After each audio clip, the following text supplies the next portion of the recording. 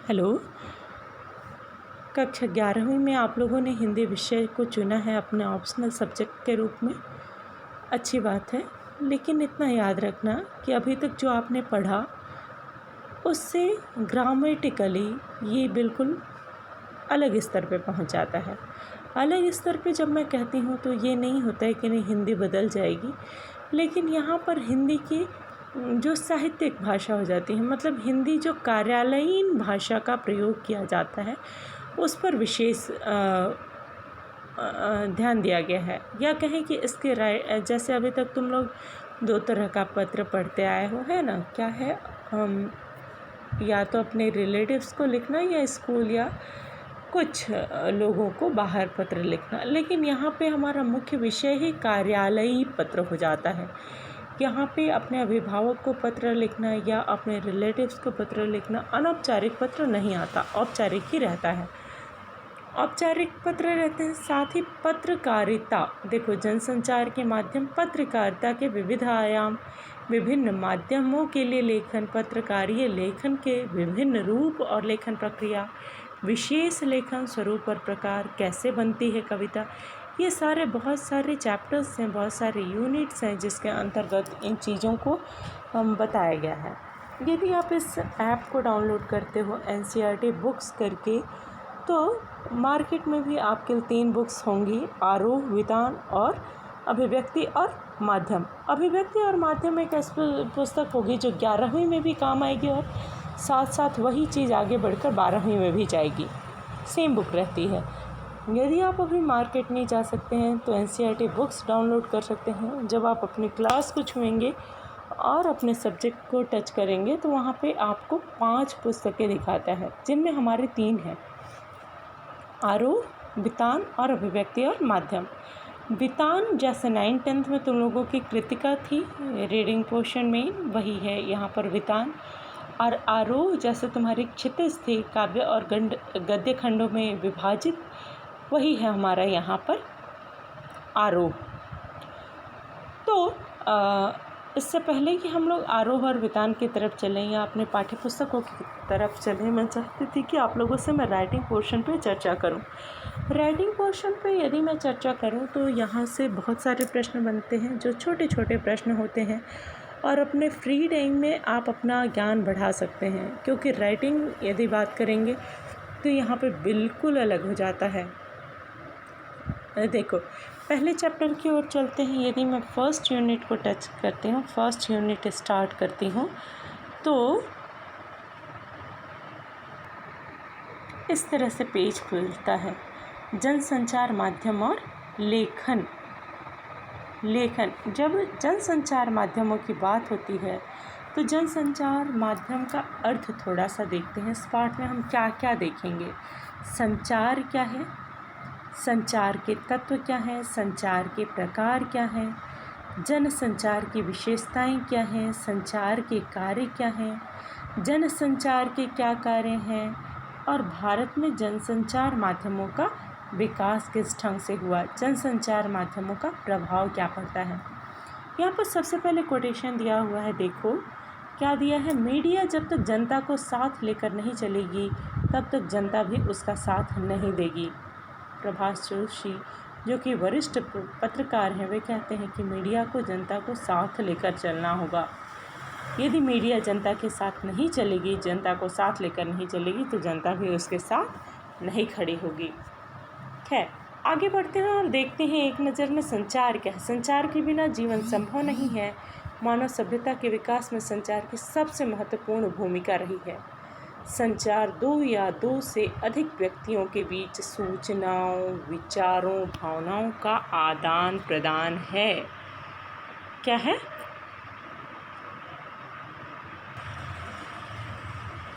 क्या है ये? संचार कई प्रकार से होते हैं। इनमें मौखिक है, अमौखिक है,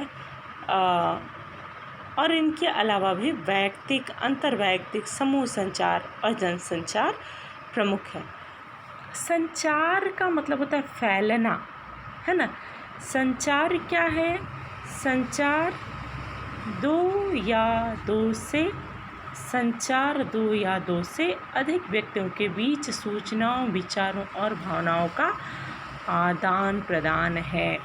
दो लोगों के बीच जब सूचनाओं का आदान प्रदान होता है, विचारों, भावनाओं का आदान प्रदान होता है, या दो से अधिक लोगों के बीच। इस तरह संचार एक प्रक्रिया है जिसमें कई तत्व शामिल होते हैं।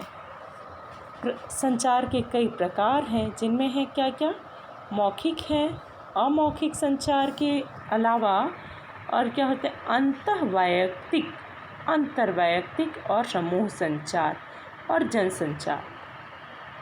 अंतर्वैयक्तिक क्या है? अंतर्वैयक्तिक, तब चलिए आगे बढ़ते हैं और देखते हैं। जनसंचार कई मामलों में संचार के अन्य रूपों से अलग है। जनसंचार सूचना, शिक्षा और मनोरंजन के अलावा एजेंडा तय करने का भी काम करता है। भारत में जनसंचार के विभिन्न माध्यमों का प्रभाव बढ़ता जा रहा है। हम लोग देखते हैं ना, जनसंचार माध्यमों का लोगों पर सकारात्मक के साथ साथ नकारात्मक प्रभाव भी पड़ता है। इन नकारात्मक प्रभावों के प्रति लोगों को सचेत होना बहुत ज़रूरी है। यदि इनके प्रति व्यक्ति सचेत नहीं होगा तो व्यक्ति उन्हीं से प्रभावित हो जाएगा। आगे बढ़ें तो क्या कहता है कि जरा संचार परिभाषा और महत्व। जरा सोचिए, क्या आप बिना बात किए रह सकते हैं? शायद नहीं। अकेलेपन और सोने के समय को छोड़ दिया जाए तो आप अधिकांश समय अपनी छोटी छोटी ज़रूरतों को पूरा करने या अपनी भावनाओं और विचारों को प्रकट करने के लिए एक दूसरे से या समूह में बातचीत या संचार करने में लगा देते हैं। यहाँ तक कि कई बार हम अकेले में खुद से बातें करने लगते हैं। सच तो यह है कि हम बिना बात के रह ही नहीं सकते।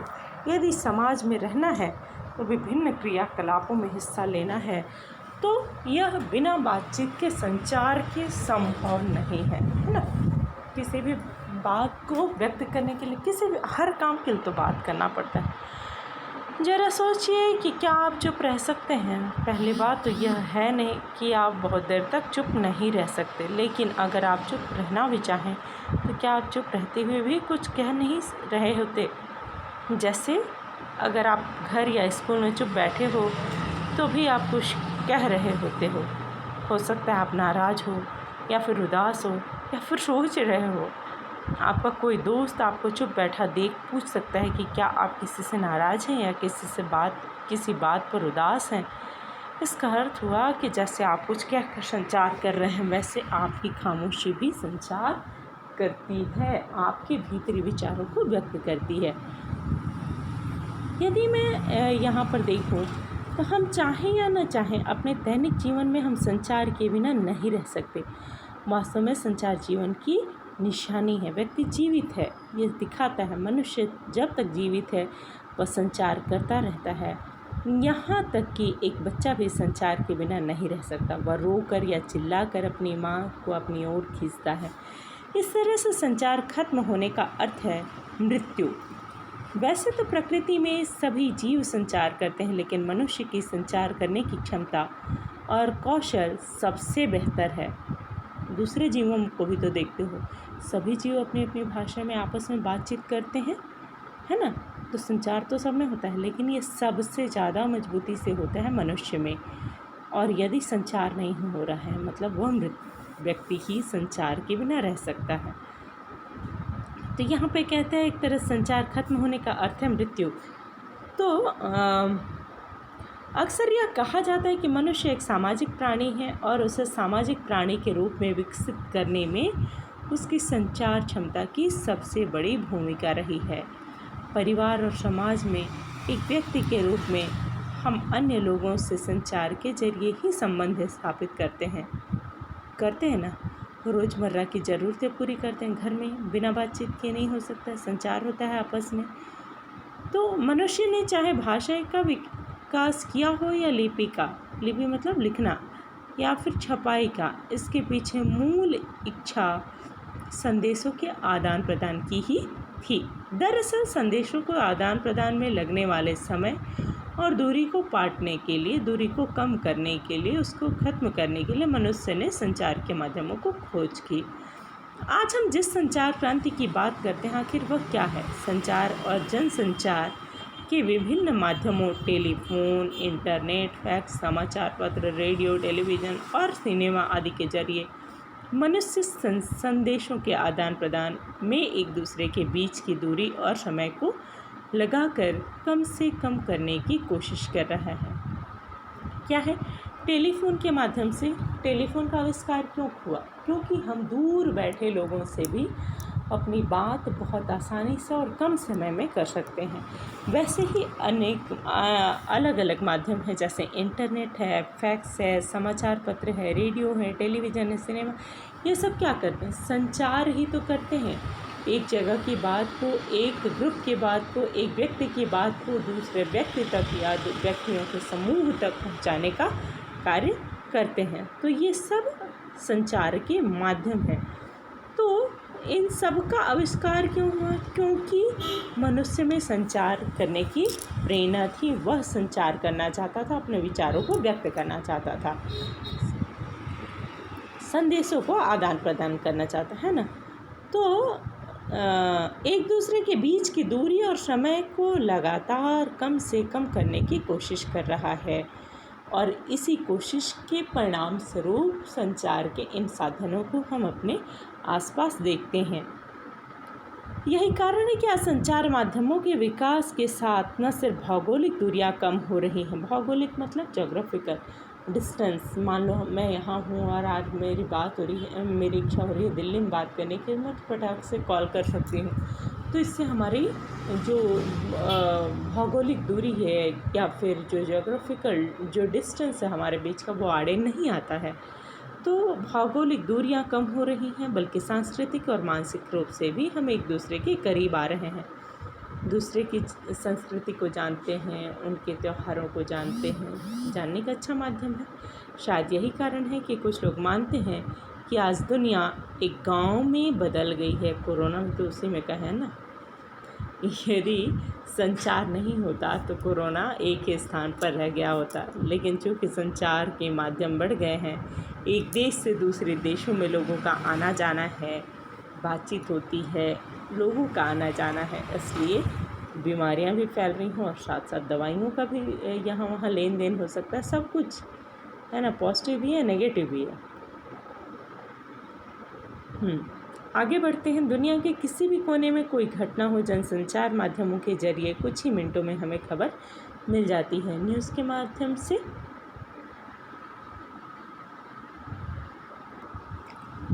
खैर, ये इससे मेरे ख्याल से संचार का अर्थ समझ में आ गया होगा। संचार ने दुनिया को बहुत सुंदर भी बनाया, आकर्षक भी बनाया, और लोग एक दूसरे से चर्चा कर सकते हैं। किसी भी बात को हम लोग देखते रहते हैं, न्यूज़ चैनल्स पे देखते हो या कोई भी टीवी के माध्यम से जो हम लोग देखते हैं, वो क्या है? संचार ही तो है।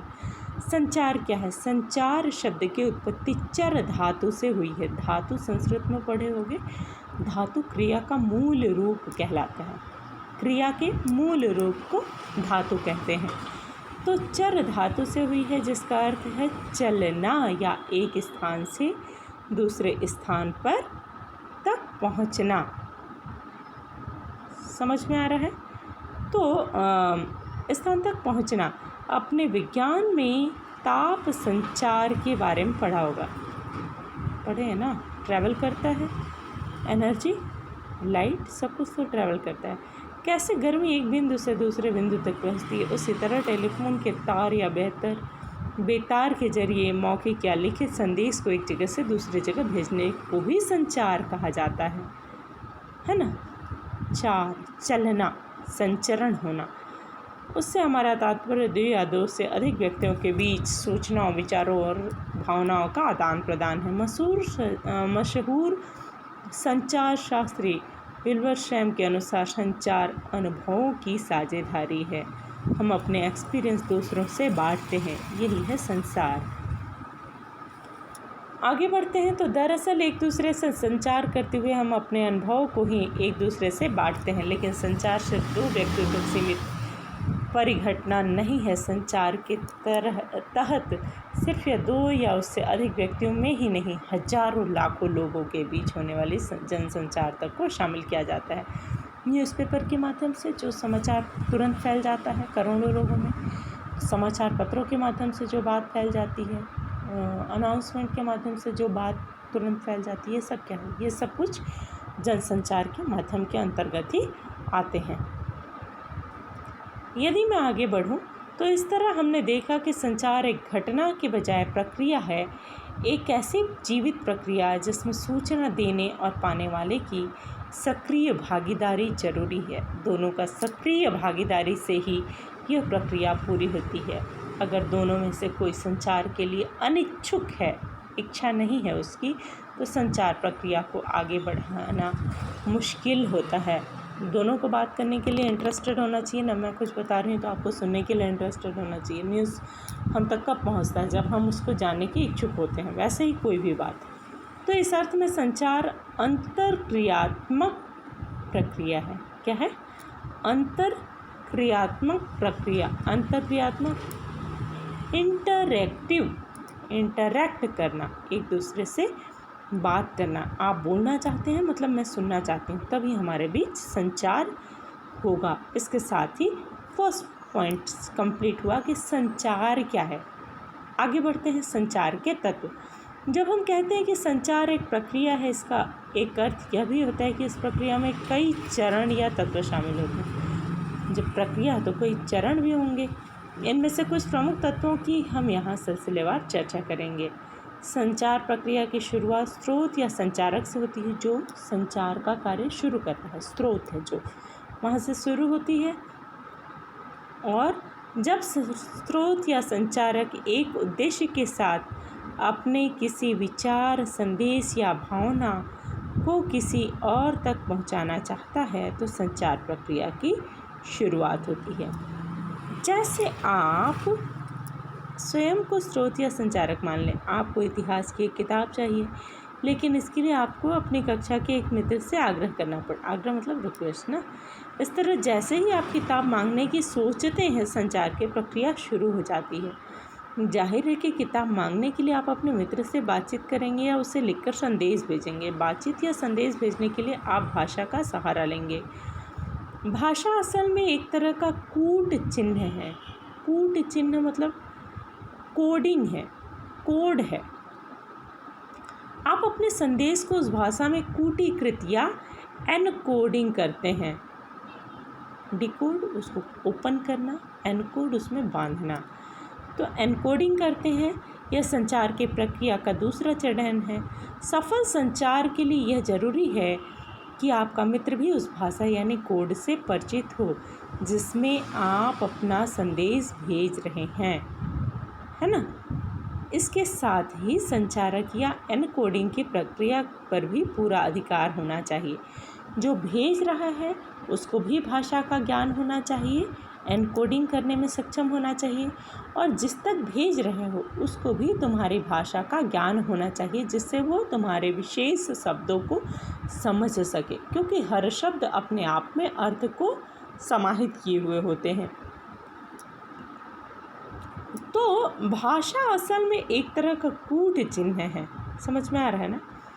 इसका अर्थ यह हुआ कि सफल संचार के लिए संचारक का भाषा पर पूरा अधिकार होना चाहिए, साथ ही उसे अपने संदेश के मुताबिक बोलना या लिखना भी आना चाहिए। जो आप बोल रहे हैं वही आप लिखें, तभी सही अर्थ पहुंच जाए सकेगा। ये फर्स्ट हुआ। कौन हुआ फर्स्ट?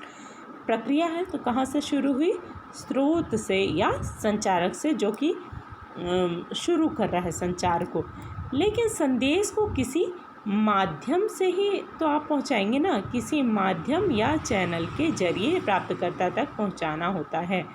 जैसे हमारे बोले हुए शब्द ध्वनि तरंगों के जरिए प्राप्तकर्ता तक पहुंचते हैं, जबकि दृश्य संदेश प्रकाश तरंगों के जरिए पहुंचते हैं। इसी तरह वायु तरंगों के जरिए भी संदेश पहुंचते हैं। जैसे खाने की खुशबू हम तक वायु तरंगों के जरिए पहुंचते। स्पर्श या छूना भी एक तरह से माध्यम है। इसी तरह टेलीफोन, समाचार पत्र, ये सब भी एक माध्यम है, जिस माध्यम से जिस तक हमको संदेश पहुंचाना है वहां तक पहुंचाते हैं।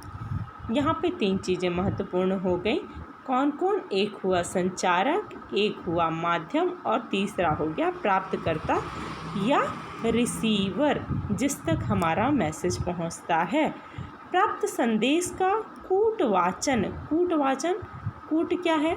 भाषा, कूट है ना। तो कूटवाचन यानी उसकी डिकोडिंग करता है, और डिकोडिंग का अर्थ है प्राप्त संदेश में निहित अर्थ को समझने की कोशिश करना। यह एक तरह से एनकोडिंग का उल्टा है ना। एनकोडिंग, आपने भाषा को शब्दों में बांधा और यहाँ पे भाषा के अर्थ को खोला जा रहा है। इसमें संदेश का प्राप्तकर्ता उन चिन्हों और संकेतों के अर्थ निकालता है। जाहिर है कि संचारक और प्राप्तकर्ता दोनों का उस कोड से परिचित होना जरूरी है, दोनों को ही उस भाषा का ज्ञान होना जरूरी है। संचार प्रक्रिया में प्राप्तकर्ता को भी अहम भूमिका होती है, क्योंकि वही संदेश का आखिरी लक्ष्य होता है। प्राप्तकर्ता कोई भी हो सकता है, वह कोई एक व्यक्ति हो सकता है, एक समूह हो सकता है, या कोई संस्था हो सकती है, विशाल जनसमूह, कोई भी हो सकता है। तो इस तरह से 3 चीज़ें आई, जो संचारक है या स्रोत है जो कि संदेश भेजता है, दूसरा हुआ माध्यम जिस माध्यम से संदेश पहुंचता है, तीसरा है संदेश प्राप्तकर्ता, है ना। और अगली प्रक्रिया है उसकी डिकोडिंग हो गई, और उसके बाद है फीडबैक। फीडबैक का मतलब है कि जब आप संचार प्रक्रिया की सफलता में फीडबैक की अहम भूमिका होती है। जब आपको संचार मिला तो आपका जो रिएक्शन है, जो उस संदेश के बाद आपकी प्रतिक्रिया है, वही है फीडबैक। फीडबैक से ही पता चलता है कि संचार प्रक्रिया में कहीं कोई बाधा तो नहीं आ रही है। इसके अलावा फीडबैक से यह भी पता चलता है कि संचारक ने जिस अर्थ के साथ संदेश भेजा था वह उसी अर्थ में प्राप्तकर्ता को मिला या नहीं। इस फीडबैक के अनुसार ही संचारक अपने संदेश में सुधार करता है, और इस तरह संचार की प्रक्रिया आगे बढ़ती है। लेकिन वास्तविक जीवन में संचार प्रक्रिया इतनी सुचारू रूप से नहीं चलती। सुचारू मतलब बिना किसी बाधा के। उसमें कई बाधाएं भी आती हैं। इन बाधाओं को शोर कहते हैं। क्या क्या चीज़ें आई? पहला आया था संचारक जो संदेश भेजता है, दूसरा आया माध्यम, तीसरा आया संदेश प्राप्तकर्ता, चौथा आया डिकोडिंग करना, और पांचवा आया फीडबैक, और छठवां है शोर। शोर क्या होता है? जो भी